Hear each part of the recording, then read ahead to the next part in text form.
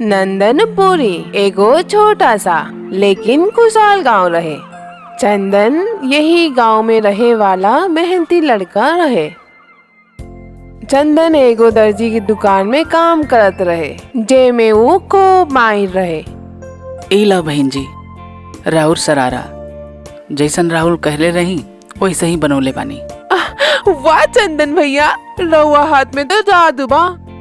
आप तो एकदम ऐसन बनौली जैसन आलिया भट्ट बद्री के दुल्हनिया में पहनले रहे। शुक्रिया बहन जी। और रउआ जी एमन जड़ी का काम कैले बानी, ओसे ई सरारा में 4 चांद लग गइल बा। चंदन भैया तो दर्जी ना डिजाइनर होए के चाहिए। अब हमरा सहेली के बियाह में सब हम के देखे। ई ला अपन पैसा। दोबारा से सेवा का मौका जरूर दिया भाई। जी भैया। चंदन के मालिक ओकरा काम से बहुत खुश हो जाले और ओके इनाम देले। आइला राजू बेटा, तोहे बहुत दिन से खिलौना चाहत रहे ना। हाँ बाबूजी। और राजू का माई, आइला तोरा खातिर नया साड़ी। हाँ जी, एकर का जरूरत बा। तो फिर वापस कर देता नहीं। सब कुछ ठीक ही चलत रहे, लेकिन फिर एक दिन नंदनपुरी में रेडीमेड कपड़ा के बड़ा सा दुकान खुलेला। उस दुकान में इतना तरह का कपड़ा रहे कि चंदन के मालिक की दुकान पे ग्राहक लोगन का आवल कम हो गए। जैसे जैसे समय बीते लागल, वैसे वैसे चंदन और ओकरे मालिक की दुकान पे ग्राहक लोगन के आवल पूरी तरह से बंद हो गए।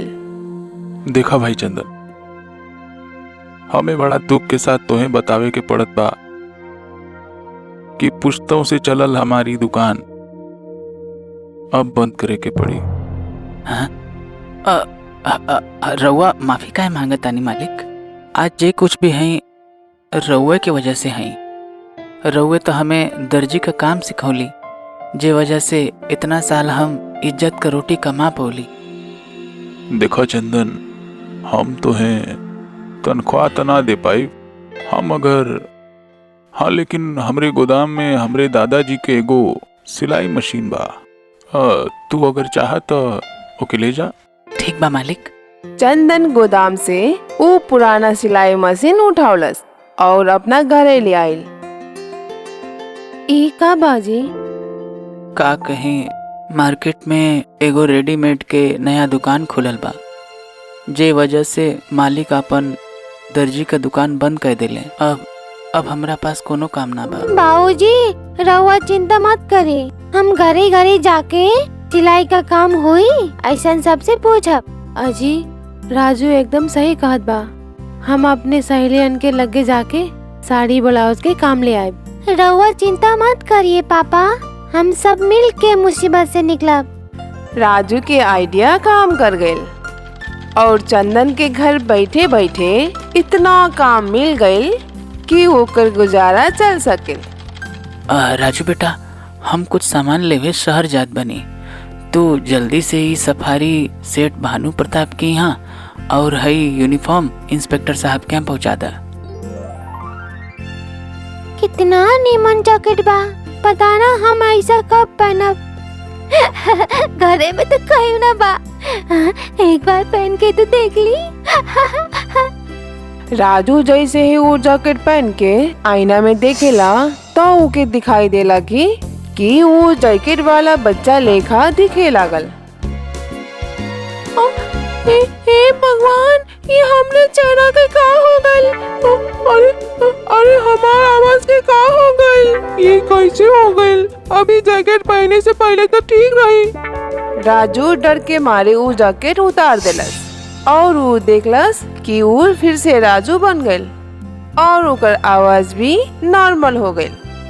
हाँ, हमार चेहरा पहले जैसे हो गइल। राजू कुछ सोचेला और वहाँ पड़ल चुनरी ओढ़ लेला और वो वही लड़की जैसे दिखे लागेला जेकर हई चुनरी रहे और वही के जैसन बोले लागेला। आई माँ, ये कैसन जादू बा? जब राजू चुनरी उतारेला तो वो पहले जैसे फिर से दिखे लागेला और तभी ओकर नजर ऊ सिलाई मशीन पे जाला। समझ गईली। ई सिलाई मशीन की वजह से बा। ए पे जेकर कपड़ा का काम होला, ओ कपड़ा पहने के बाद रउआ वो कपड़ा के मालिक का रूप ले ले। मतलब ई जादुई सिलाई मशीन है। अरे बाप रे, ई जादू के चक्कर में हम तो भुलाई गए। हमें कपड़ा पहुँचाए के बा। राजू कपड़ा पहुंचावे के खातिर जब सेठ भानु प्रताप के बंगले पे पहुंचेला तो ऊ देखेला कि सेठ भानु प्रताप के सामने गिरधारी गिड़गिड़ात बा। सेठ, हमरे पास वो घर के सिवा और कुछ नहीं बा। अगर रउआ वो घर भी छीन लेहब तो हमार परिवार, हम सब कहाँ रहब? वो सब तो है कर्जा लेवे से पहले सोचे के रहल ना। निकला यहाँ से, हमें शहर जाए खातिर देर होत बा। ई सेठ तो सब गरीबन को लूटेला। एके तो सबक सिखावे के पड़ी, लेकिन कैसे? राजू एगो पेड़ के पीछे जाके जैसे ही भानु प्रताप की सफारी पहनेला, ऊ सेठ भानु प्रताप के रूप ले लेला। राजू वही रूप में गिरधारी अंकल के बहरे जात दिखेला। रुका गिरधारी अंकल। मुंशी अंकल, गिरधारी अंकल के सब घर का कागज वापस कर दो। ये का कहता ने मालिक? अरे बाबा, जे तू सुन ला। और मुंशी जी अंकल, जोन पैसा रहल वो उनके वापस करा। पैसा भी?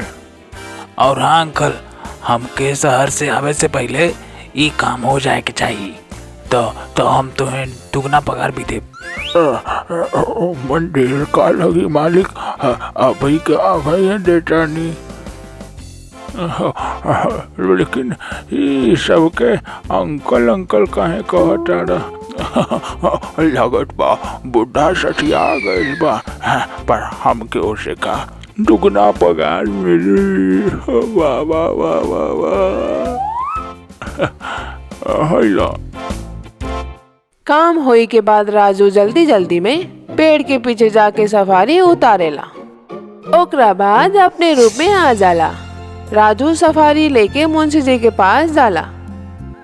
मुंशी अंकल, इला सेठ जी की सफारी। ई सफारी अभी तो सेठ जी है सफारी पहन के गइल रहना। अभी दोबारा यहाँ कैसे आ गइल? हमके तो कुछ समझे ना आवत बा। ई जादू से परेशान मुंशी गड़बड़ा के चक्कर खा के गिर जाला और राजू ओकरा हालत पे हंसे लागेला। अरे हमरा तो अभी इंस्पेक्टर अंकल के यूनिफॉर्म भी देवे के बा, हमें चले के चाहिए। राजू जल्दी जल्दी में वहाँ से निकल जाला और तभी रास्ता पे ओके दिखाई देला कि एगो गुंडा एगो गाड़ी को रोक के ओकरा सामने चाकू लेके खड़ा बा। रेडीमेड कपड़ा के दुकान निकाल के बहुत माल कमोले बाणे मटको। निकाला सारा पैसा, न तो ही रामपुरी से न तो टूंद फाड़ दे। अरे यही आदमी के वजह से तो बाबूजी की नौकरी गई। अच्छा हुई गुंडा ये के लूट ले। यही सोच के राजू पीछे घूम जाला, लेकिन तबे ओकरा बाबूजी के बाद ओके याद आवेला।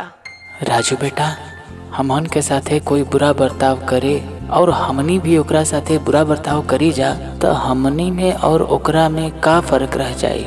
कोई इंसान कैसन भी होखे, हमें अपन अच्छाई ना छोड़े के चाहिए। बाबूजी एकदम ठीक कहले, लेकिन हम ये आदमी की मदद कैसे करें?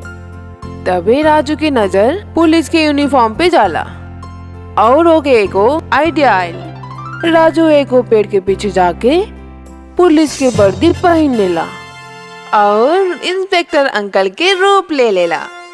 गुंडा अंकल, अभी के अभी वो सेठ के छोड़ के यहाँ से भाग जा, ना तो हमसे बुरा कोई ना होई। राजू के मुंह से अंकल सुन के गुंडा लोग एक दूसरे के मुंह ताकेले। तभी राजू के ओकर गलती याद आवेला और वो हवा में गन से फायर करने लगल, जेके देख के गुंडा लोग वहाँ से डेरा के भाग गए। रउआ बहुत बहुत धन्यवाद इंस्पेक्टर साहब। हम तोहरा अगर कोनो काम आ सकी तो बता दिहा। वो आदमी के ऐसन कहला पर राजू के दिमाग में एगो और आइडिया आयल। रउआ चंदन के अपने यहाँ नौकरी दे दा, वो बहुत मेहनती बा। इतना मामूली काम, ठीक बा, ओ मन कौन बड़ा बात बा, हम रख ले अब। अरे मुंह मीठा करा राजू कमाई। का भइल जी? अरे हमन के मार्केट में जौन रेडीमेड कपड़ा के दुकान बा ना, ओकर मालिक आज हमरा के मिले खातिर बुलौले। उनके हमार काम इतना पसंद आयल कि वो हमें अपना दुकान पे डिजाइनर के तौर पे 5 गुना ज्यादा सैलरी पे रख लेना। ये तो बड़ी खुशी की बात बा, लेकिन ये चमत्कार कैसे भइल? पता नहीं, लेकिन कोई ना कोई जादू तो जरूर भइल बा। ऊ सब जादू से भइल रहे, लेकिन ई जादू केकर रहे ई खाली राजू के पता रहे।